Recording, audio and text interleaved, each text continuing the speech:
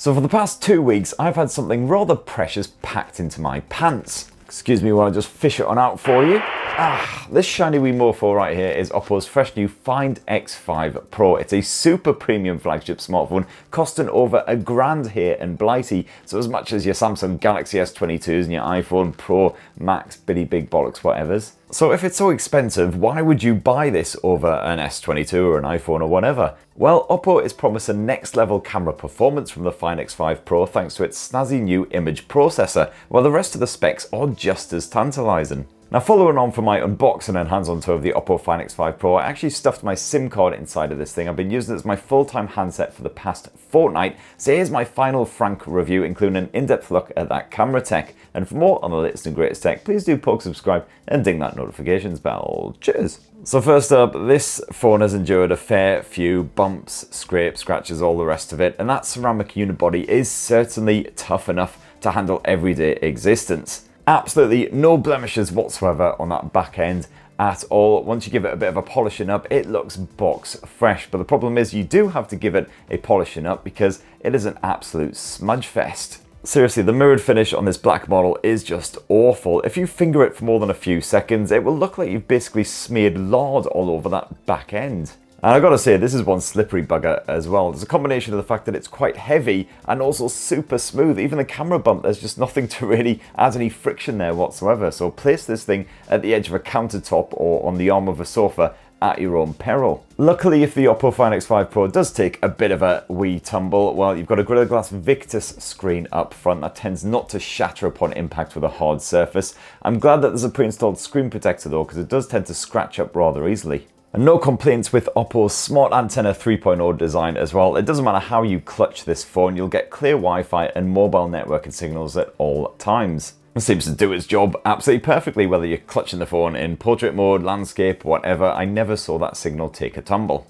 Now, as you would hope for, certainly from a flagship smartphone in 2022, you've got Android 12 fresh out of the box here, with ColorOS 12.1 slathered on top. Now, I already banged on about ColorOS quite a bit in my in-depth unboxing of this phone, showing off some of the best features like the more in-depth customization options that you've got compared with just straight up stock Android. I've also done a separate ColorOS 12 video if you really want to know more about like the best features and everything, so I won't be repeating myself in this review. Just go watch those other videos instead and then more views for me, hooray! The good news is that 2 weeks on, I haven't really noticed any software quirks whatsoever, apart from one. There was one occasion when I had a little Facebook Messenger bubble up on screen. I tried flicking it away and it would just keep on popping up again no matter what I did, until I finally just rebooted the phone and then that solved it. That aside, it's been absolutely flawless. You've got 256 gigs of storage space for all your apps and media and whatnot. No micro SD support though, like most other flagship phones, so that's a bit of a shame. You've also got an in-display optical fingerprint sensor, which falters when you're using hand gel or your hands are just moist,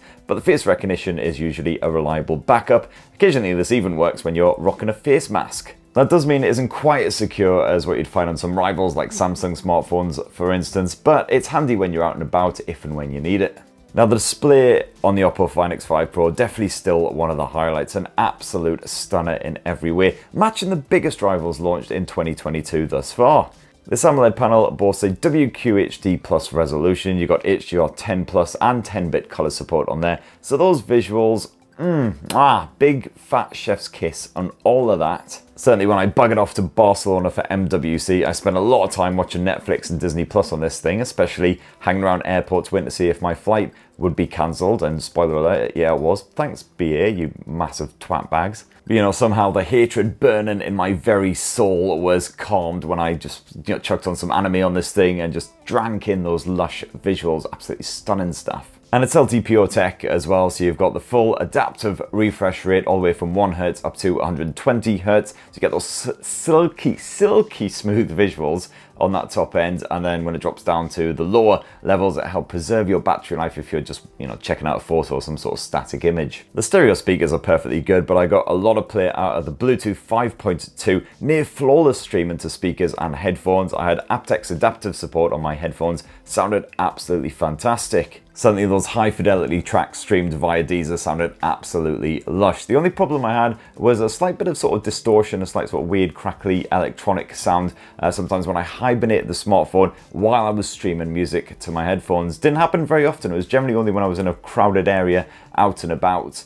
So yeah, minor bollick at best, thankfully. Now, performance comes courtesy of a 4nm Snapdragon 8 Gen 1 chipset, one of the beefiest SoCs you can get right now, backed by 12 gigs of RAM, and I didn't experience a single judder basically the entire time I've been using this phone, at least that my admittedly alcohol-soaked memory can actually recall.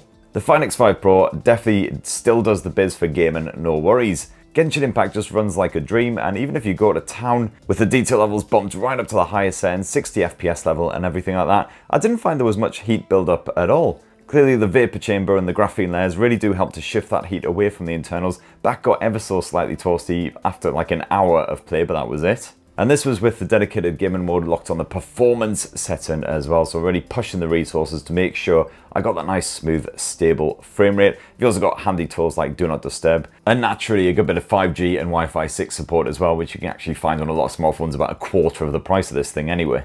Now, another thing I got to really push to its limits on the Find X5 Pro over the last couple of weeks is the battery life, because I was out and about in Barcelona for MWC, very long days. We're talking getting up at sort of 6:30 AM, not going to bed again until generally about sort of 1 or 2 AM. And yeah, the Find X5 Pro almost ran dry on a couple of those occasions, but it really held up well. I found generally I could get these 5 to 6 hours of full on screen time on a single charge, and that is with a lot of audio streaming in the background with the screen hibernating as well, so pretty much full on constantly in use. And that's with the screen set to 120 Hertz mode as well, so definitely no holding back, you know, had the always on display active and all of that good stuff as well. And if you do find you need to top up the Oppo Find X5 Pro in a bit of a jiffy, well, no worries. You got support for 80 watt Super VOOC fast charging on this thing, so you know, plug it in for 20 minutes or something like that while you're, you know, doing what you need to do, and then you've got enough juice to last you hours and hours, no problem whatsoever. You've also got support for 50 watt Air VOOC wireless charging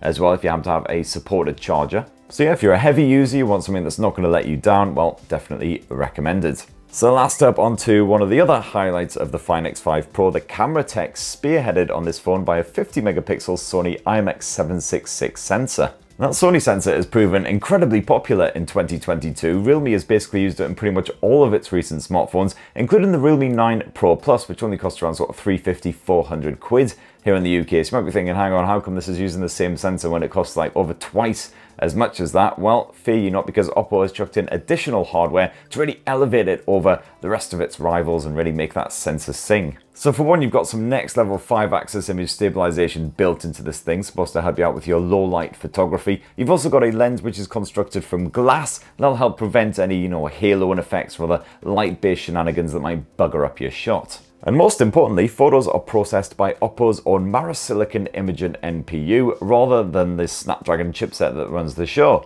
But does this actually make for more realistic, good-looking pics? Well, the Oppo Find X5 Pro is a very dependable snapper at least 9 times out of 10. The majority of my test shots taken in auto mode came out remarkably true to life, with similar results to Google's excellent Pixel 6 smartphones. HDR situations are generally well handled, with plenty of details still popping up in those darker areas, and not much flaring in the lighter bits, although I definitely did see some saturation in some of my test photos. Those colours occasionally come out a little bit bleached, nothing extreme, but it definitely does make your pic look less pretty. Good news if you're a night owl, because I got next to no blur in my evening shots thanks to the excellent stabilisation, even after I'd quaffed quite a few shandies. Although if your subject is moving as you take the shot, this will result in some blurry shenanigans. But colour reproduction is again close to natural, even when the light is rather sparse, and you still get a good amount of detail crammed into every frame.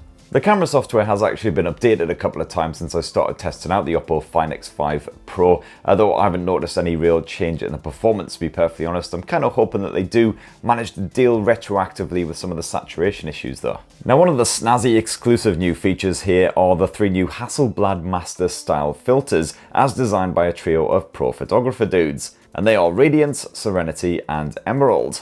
My favourite is definitely Radiance, because this turns the sky a crazy cartoonish colour that makes every outdoor photo really stand out. You've also now got the lovably bonkers Hasselblad Expand mode, which replicates a vintage shooting experience with a panorama style 65 by 24 aspect ratio. I'm not sure when this would ever really come in useful, to be honest, but whatever, it is fun to bugger about with occasionally. And the Oppo Find X5 Pro also serves up a 50 megapixel ultra-wide angle lens with a 110-degree view, and the image processing is once again powered by Marisilicon like all the other cameras here.